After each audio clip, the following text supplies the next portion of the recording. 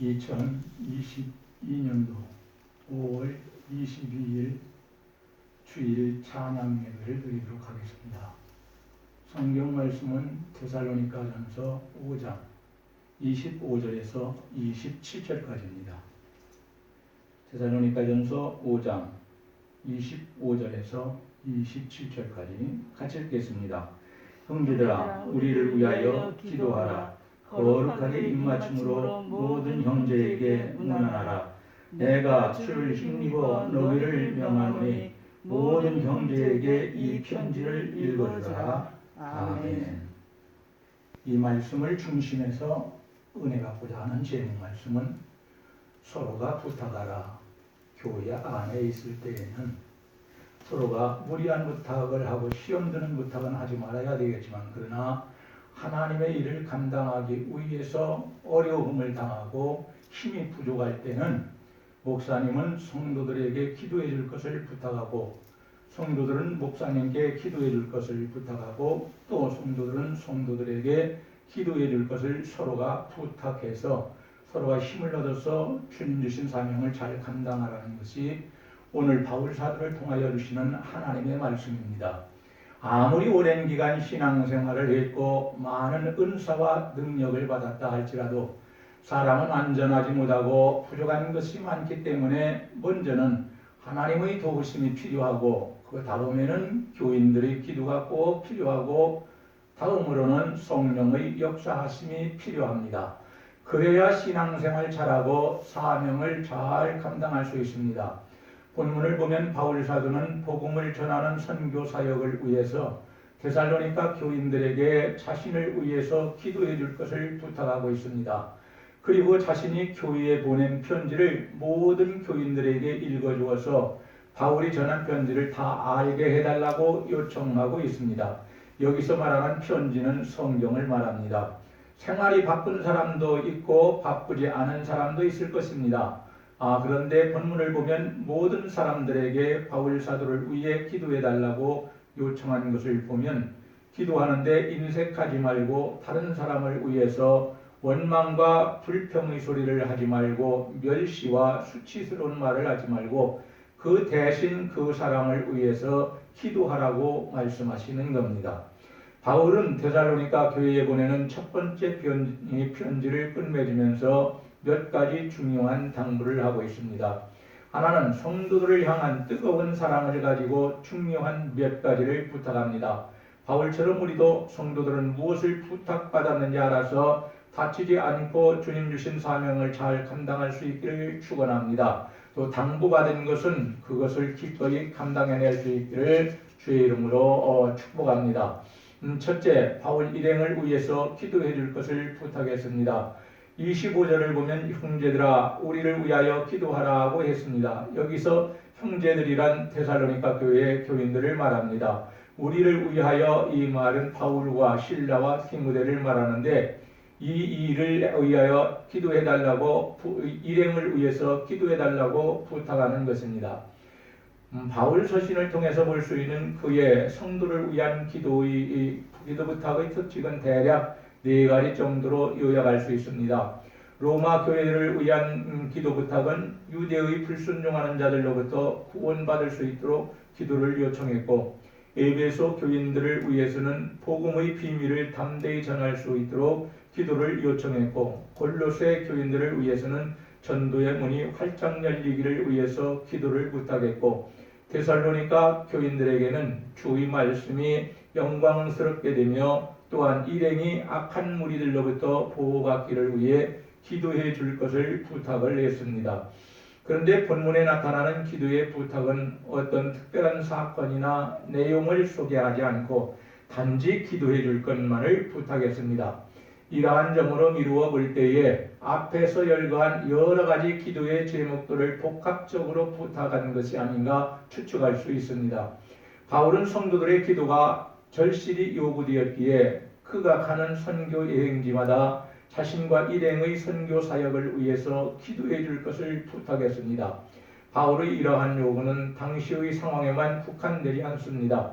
오늘날 많은 목회자들에게 더욱 필요함을 깨달아야 합니다. 바울이 성도들을 위하여 기도하는 것 같이 오늘날 사역자들 또한 동일하게 성도들을 위한 간절한 기도를 드립니다. 그러나 아쉬운 것은 주의 종을 위한 기도가 점점 더 인색해져 가고 있는 사실입니다.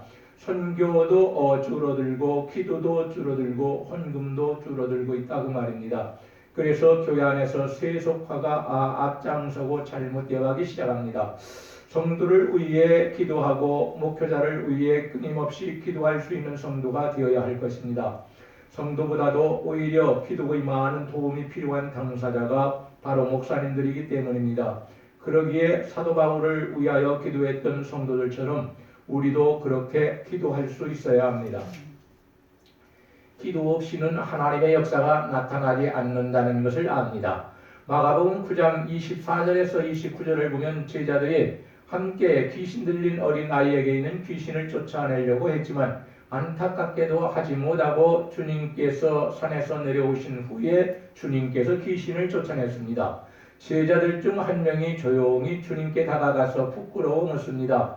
우리 주님은 이렇게 귀신을 쫓아냈는데 왜 우리들은 여러 사람이 함께 있는데도 귀신을 쫓아내지 못했습니까? 하고 살짝 물어보니까 기도 외에 다른 것으로는 이런 종류가 나갈 수 없느니라고 하셨습니다.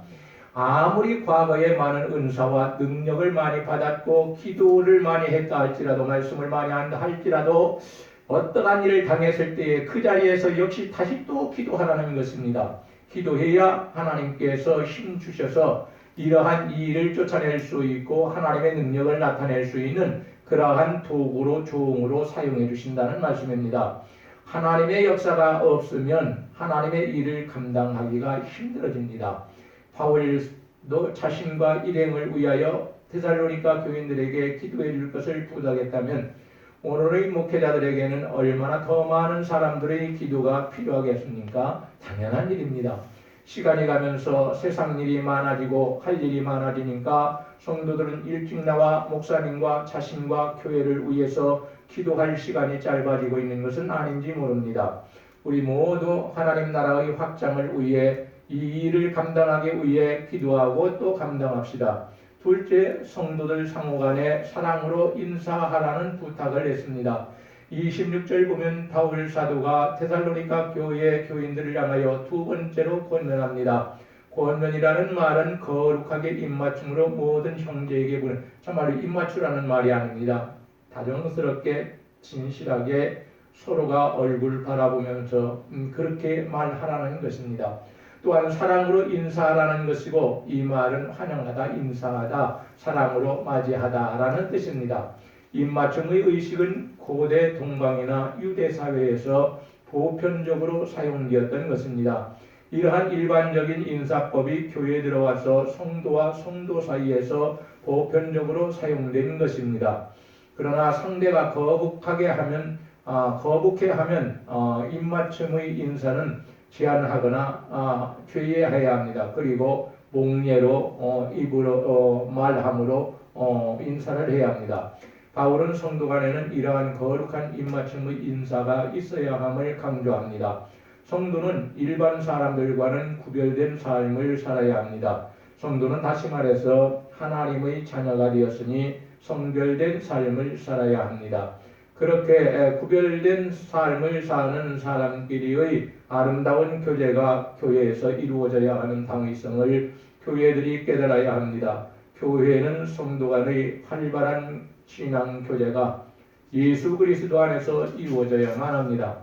교회는 목사와 성도, 장로와 집사, 그리고 성도와 성도 하나하나가 사랑으로 이해하고 넓은 마음을 갖고 포용해야 하며 내가 듣기 싫은 소리는 남에게 하지 말고 내가 하기 싫은 일을 남에게 강요하지 말고 필요할 때 필요한 것을 할 줄 알아야 합니다. 교회는 서로가 귀하게 여겨서 아름다운 교제가 있어야 합니다. 교회는 구원받은 성도 하나님의 자녀들이 모이는 곳으로 서로가 화목하고 사랑함으로 교회는 교회로서의 가치와 위치를 잃어버려서는 안 됩니다.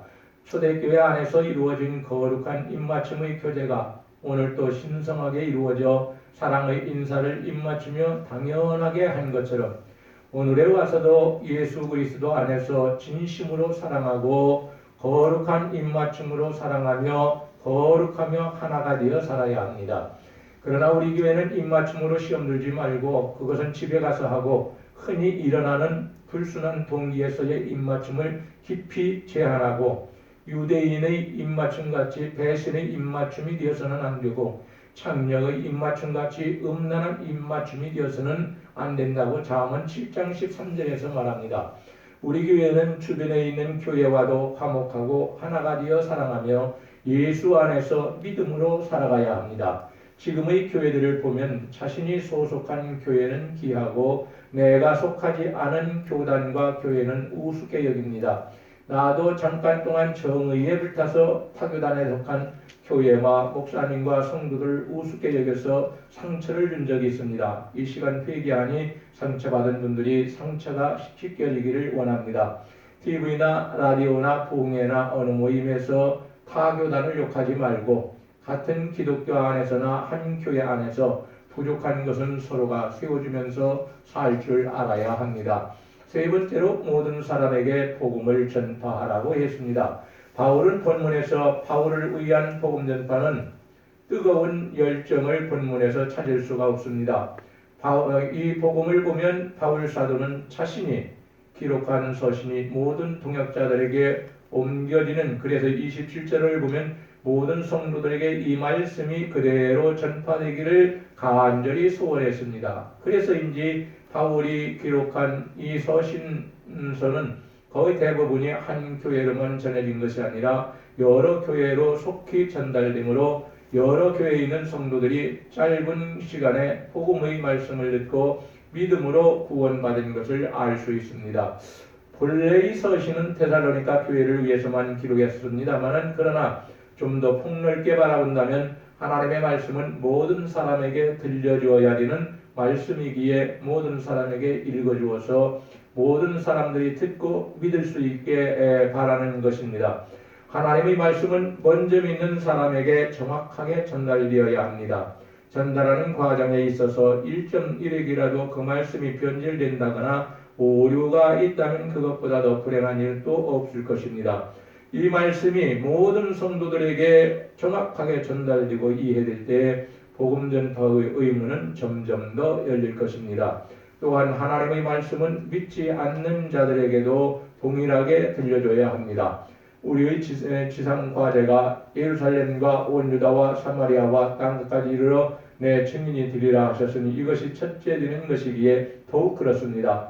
우리는 모든 형제에게 복음이 증거되기를 열망하는 바울 사도의 신앙처럼 진리의 말씀을 전하기에 게으르지 않는 일꾼이 되어야 하겠습니다.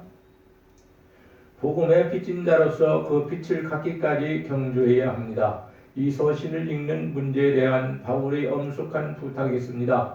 이 서신은 권고일 뿐만 아니라 주님을 이름을 의지한 명령입니다. 이 서신은 모든 거룩한 형제들에게 읽어져야만 했습니다. 성경을 읽는 것은 권고일 뿐만 아니라 주님을 의지한 명령입니다. 이 서신은 거룩한 형제들에게 읽혀져야만 했습니다. 성경을 읽는 것은 모든 사람에게 허용되어야 합니다. 성경 읽는 것이 누구에게도 금지되어서는 안 됩니다.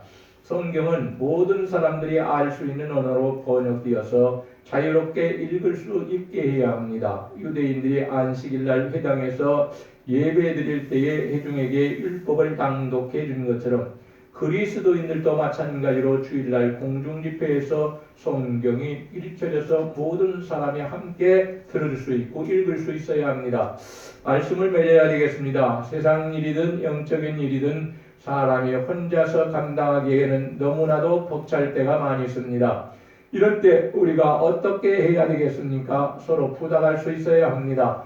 부탁받으면 서로가 힘이 있을 때 죄된 일이 아니면 도와주어야 합니다. 그 누구라도 예수를 믿고 구원받는 자는 말씀을 받는다는 말씀을 확신한다면 예수 믿고 구원받아 새 사람 되고 새로운 출발을 해야 합니다. 예수 믿고 구원받은 것이 확실한 분들은 나아가서 복음을 전해야 합니다. 말씀을 맺겠습니다. 우리 모두는 바울도 아니고 실라도 아니고 디모데도 아닙니다. 데살로니가 교인들도 아닙니다.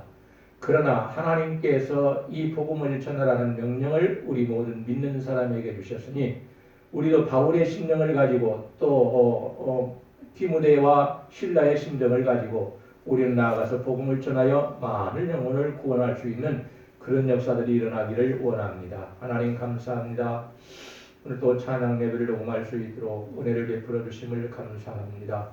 하나님, 이 우리가 직접 예배를 드려야 할 것인데 우리가 그렇게 하지 못하고 부족한 종이 연약하여서 녹음으로 인하여 우리가 함께 말씀을 듣고 그리고 기도하고 있사오니 아버지 하나님, 이 말씀을 듣는 모든 사람들에게 은혜를 베풀어 주시고 축복하여 주시며 주신 사명이 무엇인지를 알아 잘 깨닫고 사명을 감당하여 하나님께 영광을 돌리게 하시고 많은 영혼을 구원시킬 수 있도록 아버지께서 역사하여 주옵소서. 우리 교회 성도들을 축복하여 주시며 모든 가정들을 축복하여 주옵소서. 아버지 하나님이여, 질병으로 인한 고통 때문에 고통당하는 자녀들을 축복하여 주시며 건강을 허락하여 주시고 물질이 없는 자녀들을 축복하여 주시다 하나님 물질의 건강도 허락하여 주옵소서.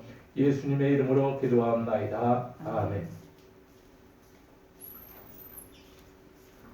이제는 우리 구주 예수 그리스도의 은혜와 하나님 아버지의 무한하신 사랑하심과 성령님의 감동하심과 교통하심과 위로 인도하시며 충만케 하시는 역사가 우리 교회에 속한 모든 성도들 위에와 함께 예배드리는 귀한 자녀들 위에 이제로부터 영원 무궁토록 함께 계실지어다. 아멘.